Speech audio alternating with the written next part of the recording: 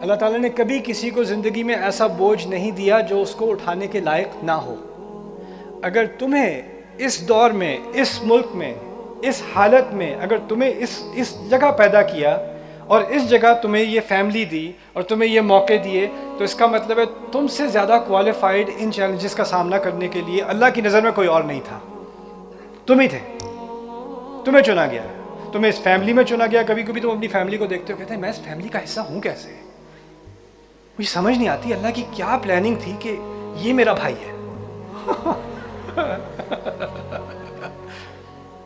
یہ اللہ کا پلان تھا۔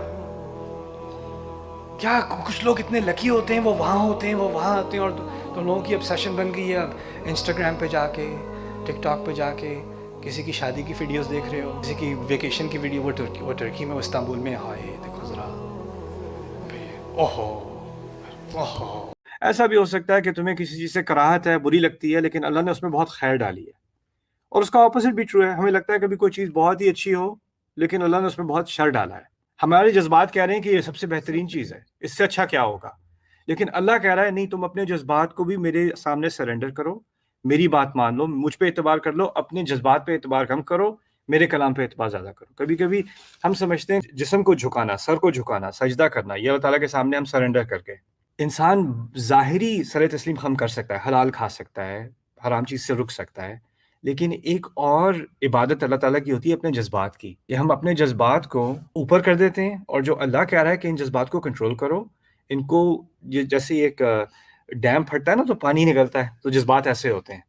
تو قرآن کیا کرتا ہے کہ قرآن اس پانی کو صحیح نہروں میں چینل کرتا ہے، اور اگر ہم اس کو چینل نہیں کریں گے تو ہمارے جذبات سرنڈر نہیں کر رہے، ہمارے جذبات اللہ تعالیٰ کی عبادت میں نہیں آئے۔ مجھے نماز اس لیے نہیں پڑھنی چاہیے صرف کہ نہیں پڑھوں گا تو سزا ملے گی۔ قرآن نے نماز کے مقاصد، اصل مقصد کیا ہے کہ میرا رب مجھے یاد رہے، اقیم الصلاۃ لذکری، اپنے رب کو یاد رکھنا، اور پھر کہا ہے ان الصلاۃ تنہی عن الفحشاء والمنکر، کہ نماز بے حیائیوں سے اور گناہوں سے روکنے والی چیز ہے۔ میں نے نماز کی طرف آنا ہے اپنی حفاظت کے لیے۔ اگر سارا رشتہ میرا نماز کے ساتھ صرف یہ ہے کہ میں عذاب سے بچنے کے لیے نماز پہ آ رہا ہوں، تو بس وہ حاضری دے کے میں فوراً نکل جاؤں، چلو منیمم ریکوائرمنٹ پوری ہو گئی۔ میں نماز کی طرف اپنی صحت کے لیے نہیں آ رہا، اپنی بہتری کے لیے نہیں آ رہا، اپنے دل کو زیادہ مضبوط کرنے کے لیے نہیں آ رہا، بس عذاب سے بچنے کے لیے آ رہا ہوں۔ یہ بہت ہی منیمم قسم کا تعلق ہے نماز کے ساتھ، اور میرے نزدیک یہ بہت نیگیٹو قسم کا تعلق ہے۔ یہ تو اس طرح کہنا ہے کہ میں اپنی امی کو جا کے سلام اس لیے کہتا ہوں کہ نہیں کہوں گا تو وہ تھپڑ ماریں گی۔